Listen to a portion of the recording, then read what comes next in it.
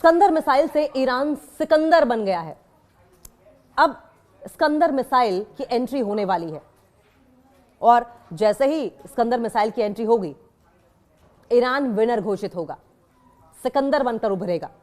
Israel को तहस नहस कर देगी ये मिसाइल और अब असली बवाल होगा, क्योंकि स्कंदर ईरान को बनाएगी सिकंदर। ईरान को रूस ने गुपचुप तरीके से स्कंदर मिसाइलें दे दी हैं। गुपचुप तरीके से ईरान को रशिया की ओर से स्कंदर मिसाइलें दे दी गई। देखिए, स्ट्रेटेजिक पार्टनर्स हैं दोनों देश, रशिया और ईरान। ये अमेरिका और उसके मित्र इजराइल के लिए बहुत बड़ा खतरा है। उनके पास शाहिद ड्रोन्स पहले से ही है और अब स्कंदर मिसाइल भी। हालांकि ये दावा मीडिया रिपोर्ट्स में किया गया है, लेकिन इसका खंडन ना तो रशिया कर रहा है और ना ही ईरान कर रहा है। और ऐसे में आशंका बढ़ जाती है कि ईरान को स्कंदर मिसाइल मिल गई है। राजनीतिक जन विद्रोही के बीच बड़ा डेवलपमेंट सामने आया है। जिस तरीके से ये पॉलिटिकल वॉरफेयर छिड़ा हुआ है और एक दूसरे पर पॉलिटिकल स्टेटमेंट्स दिए जा रहे हैं, बयानबाजी की जा रही है, ऐसे में ये बड़ा डेवलपमेंट माना जा रहा है। अमेरिका इजराइल थ्रेड को किल करने के लिए, आप समझें इस बात को, ये बहुत इंपॉर्टेंट है। अमेरिका इजरायली थ्रेड को किल करने के लिए रशिया ने ईरान को स्कंदर मिसाइल दी है और ऐसा दावा किया जा रहा है कि ईरानी मीडिया ने दावा किया है कि ऐसा हो चुका है। रिपोर्ट्स के मुताबिक रशिया ने ईरान को अपनी स्कंदर शॉर्ट रेंज बैलिस्टिक मिसाइलें दी हैं और ये जो सिस्टम है वो भी सौंपा है ईरान को। और ये मिसाइल ट्रेडिशनल, पारंपरिक और न्यूक्लियर, परमाणु दोनों तरह के वॉरहेड्स ले जाने में सक्षम है। खास बात यह है कि इसे एयर डिफेंस को चकमा देने वाली घातक मिसाइल माना जाता है। एयर डिफेंस को चकमा देने वाली। यह लंबे समय तक रशिया के सुपर 6 हथियारों में शामिल रही है।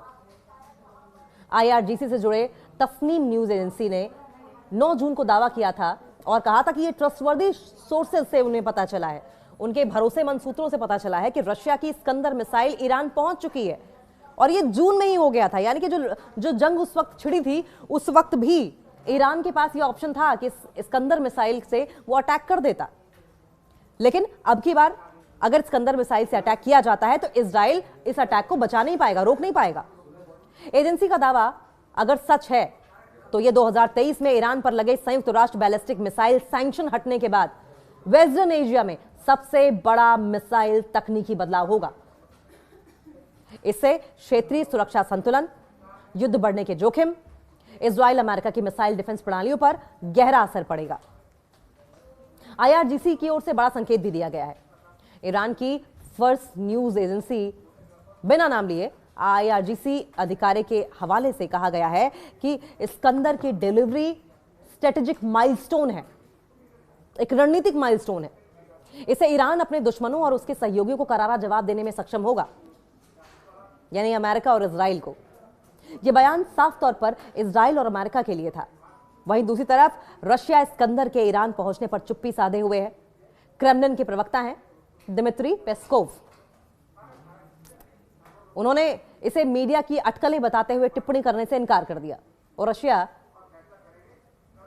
अपनी गोपनीयता मेंटेन करने के लिए ही जाना जाता है। हालांकि एक्सपर्ट्स के अनुसार यूक्रेन युद्ध के बाद रूस जानबूझकर हथियार सौदों में रणनीतिक अस्पष्टता, स्ट्रेटेजिक एम्बिग्विटी अपना रहा है, क्योंकि अगर स्ट्रेटेजी जाहिर कर दी तो फिर उस स्ट्रेटेजी को निगेट करने के लिए भी स्ट्रेटेजीज बनाई जाएंगी और इसीलिए अपने पत्ते खोलने में विश्वास नहीं रखता Russia.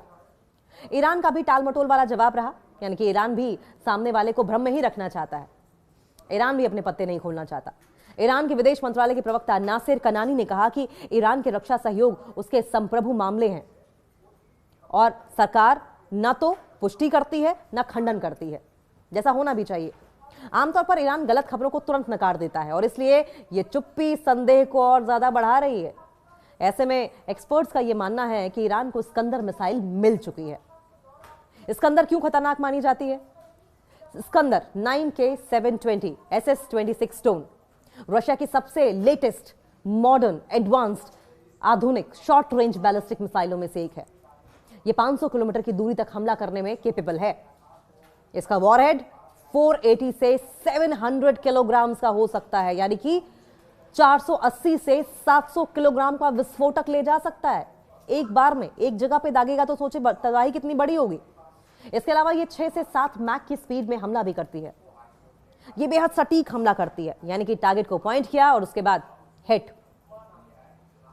High explosive, cluster, bunker buster के साथ ही न्यूक्लियर ऑप्शन भी देती है ये मिसाइल, यानी कि one in all in one, ये कह लीजिए, एक ही मिसाइल में सारी खूबियां। ये मिसाइल उड़ान के दौरान दिशा बदल सकती है, जिससे कि पैट्रियट, आयरन डोम और एरो जैसी मिसाइलें डिफेंस प्रणालियों को चकमा देना आसान हो जाता है। और ये कौन इस्तेमाल करता है? आयरन डोम, एरो, पैट्रियट, ये सब इजराइल इस्तेमाल करता है।